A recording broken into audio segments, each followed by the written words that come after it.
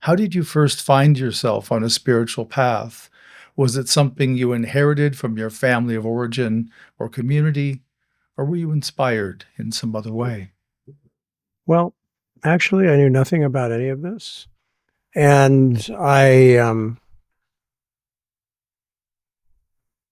grew up as a performing concert violinist, and I was planning to go to Stanford Medical School, and I was pretty science oriented, and I still am actually in the sense of the scientific method. And so I had a long inner process, which is people interested, they can go to my website and read about it, or there's now going to be a whole long, about an, I don't know how long it is, story of how it started, which is too much time to take here. But let's just say that I had as Suzuki Roshi put it, the innermost request, and I didn't know what that was. And it led me to what was the most extraordinary experience of my entire life at the age of 16. And it completely transformed my life. It was what I found out later on was an awakening or an enlightenment experience. And it completely changed my perception of reality.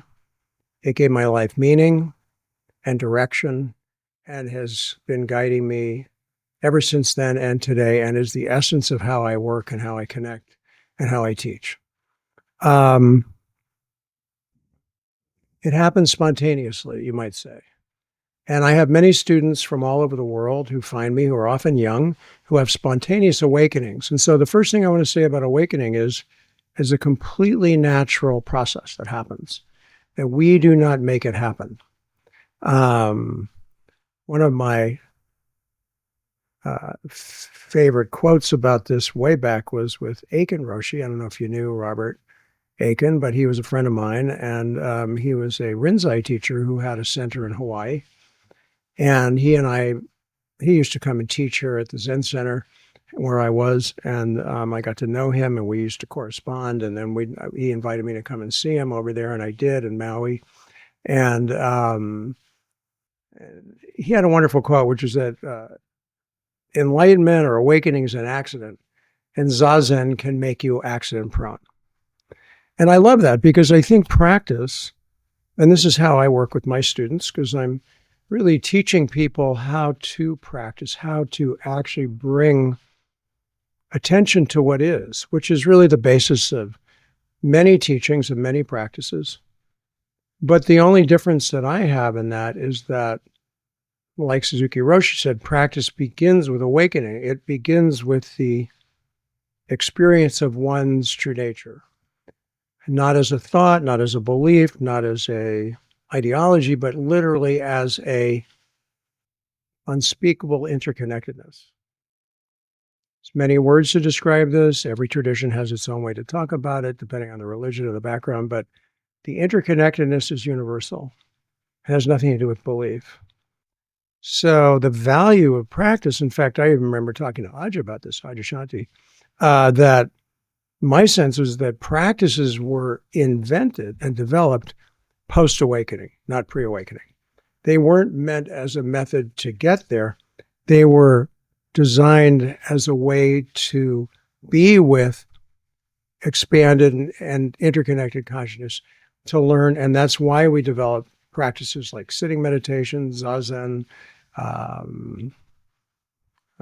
yoga practices, qigong practices, martial art practices, and so forth, that those practices without consciousness, without awakening, are just forms. Now, is it possible that you can do a form and you will then have the emergence of consciousness? Yes, of course that can happen. Is it guaranteed? No, it is not. And I think practices are useful regardless of whether one experiences and has transformative experiences. There's so many values to it.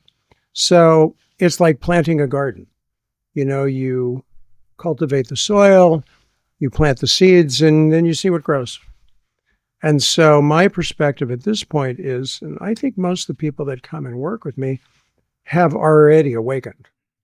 Mm-hmm. And so when I work with people, they're already drawn to that and trust that connected field. And because of my background, which now is 44 years of private practice and public teaching, and I'm 72 now, and I awakened at 16. It's been a long journey of tremendous range of not only discovery, but also training and practice in numerous traditions. I don't know if you need me to talk about all that. I don't need to. But, and I think that each of us in our own unique way is guided profoundly deeply. And practices that are taught well and with the right intention can be incredibly supportive of the integration and the evolution of consciousness as it emerges in the body. So my perspective on it is that many people awaken, but they don't practice and nothing happens and they don't do anything with it. And it doesn't necessarily even integrate.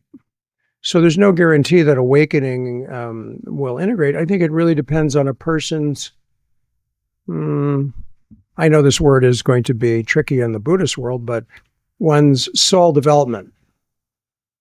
And depending on the incarnation and that particular soul's learning process. I really do think that, I don't believe that exactly, but it's a convenient way to talk about it. Let's put it that way. And I think we each in our own individual way have a unique evolutionary process that we're learning in this existence. We all have our own lessons to learn.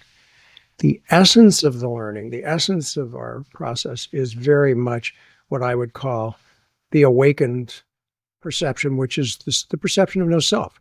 It is the perception that is free of ego. It is free of identity, is free of history. It's free of the past, free of all beliefs. And it is what I think is also called in Buddhism our true nature, our Buddha nature.